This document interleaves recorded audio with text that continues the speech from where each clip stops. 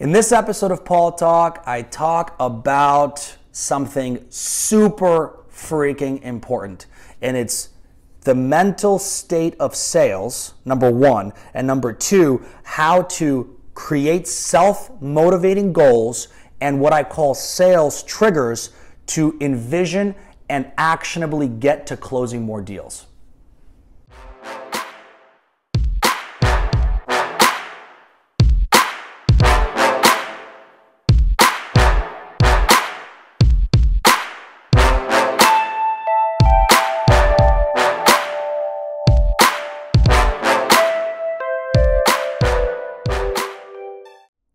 A few episodes ago, I talked about this concept called RepThink. And a lot of sales leaders and sales managers, they have their own idea or understanding of what RepThink is. And to me, RepThink is the process that happens to us as salespeople when we start to become routine. When we start to think of this sales thing as just a job, because as salespeople, this isn't a job. If this was a job for sales, if sales was a job, nobody would do it, okay? Only the craziest people do sales, who want this quota hanging over their head, who are okay with getting tons of no's, who are okay with being turned down, but just want that hype, that energy that comes through you once you get that contract. And I mean, people that know me have seen many dances that I've done when I was first selling in New York, and we had a gong. And when you hit that gong and you get that round of applause, it's like you won the Super Bowl, right?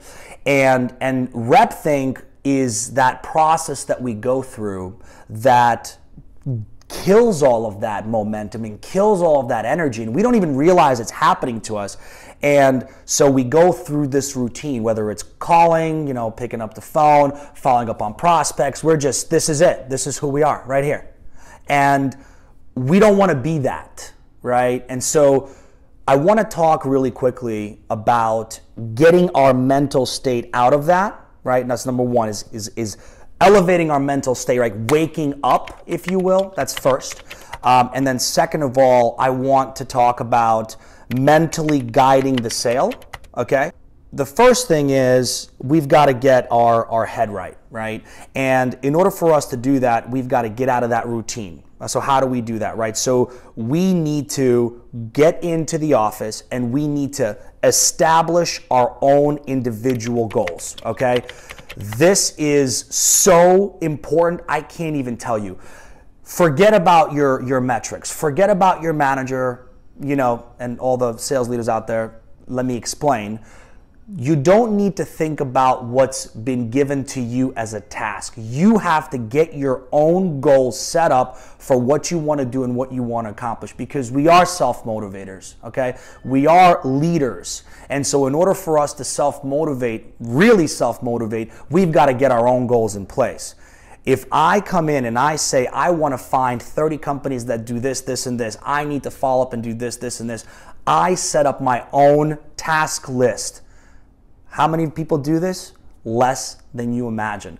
The most successful salespeople pull up a Trello board, Trello. I use it every single day. And I write out it's free. I write out a task list for myself for what I want to hit. Some of them are recurring, some of them are not recurring. You guys may use a CRM like Salesforce. You set the task for yourself. That's totally fine. But you need a daily task achievement board that you check off every day. And you know how good it feels to check something off?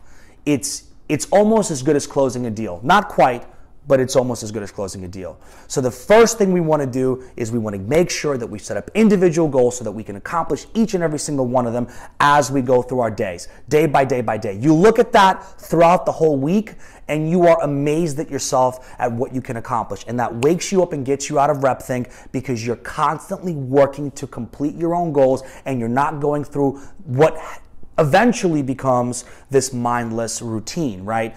Then the second thing, right, that we want to make sure that happens is the mental state that we have when we're going after our clients, right?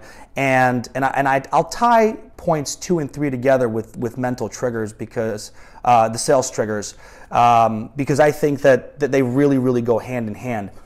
When we are selling, we need to mentally see the close, okay? I know this sounds weird, maybe slightly philosophical, but it freaking works, okay? And there's at least 10 people out there that should comment on this and say that I've worked with in the past, that have been part of some of my teams, or even my mentors and my managers in the past, that I've said this to, okay? If I am going to talk to a prospect, I am envisioning that deal closing. I am seeing that contract being signed. I am seeing the package that they're buying. I'm seeing them accepting what I'm going to say. I see them answering their questions the way that I want them to answer it. I see it all the way through. And for some reason, when you get into RepThink, every sales call, everything kind of becomes this black hole. And as you look forward and you want to see the finish line, you almost can't. And you have to bring that out, suck that out of that black hole, so that you can see exactly how you're going to get that deal closed.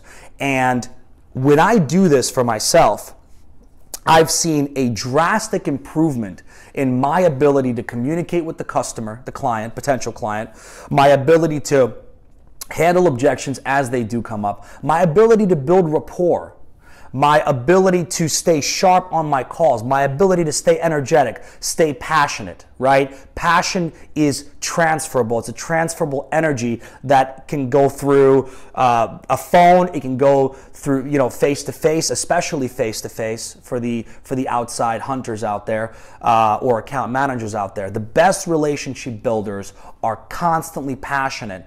They're not pushy. They're not pressure. They're brilliant in that way, where they know somehow, some way, that the deal is going to get done. It's just a matter of time for it to happen. And if you have a startup or are thinking about starting your company or starting your business, a business is the same way, and you want to have that vision in front of you every single step of the way. And at first, it's far away, but you pull it closer to you by identifying mentally first, then Trello board it, right, or Asana or whatever.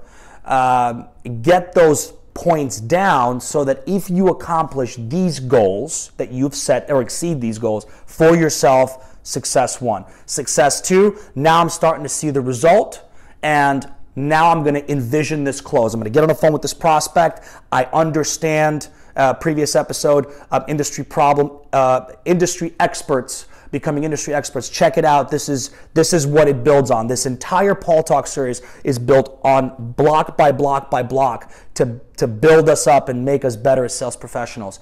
And then you can speak so confidently because you already know the deal is going to be done. It's just a matter of it getting there, materializing that close. And if you can train your brain to do this and it becomes measurable, you will see your close rates go up. You will see your results go up.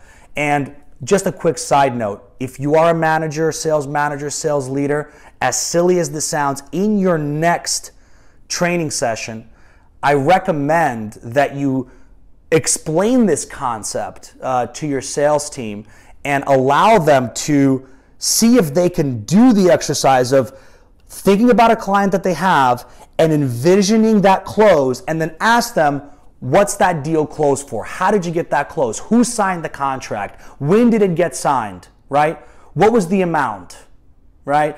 It's super interesting, the results you will get, because you'll see people speaking about this idea, and then I'd test it, and then I'd say, well, out of these visualizations that I got from my five people team, how many got closed and how accurate were they? It's an interesting experiment that you can conduct.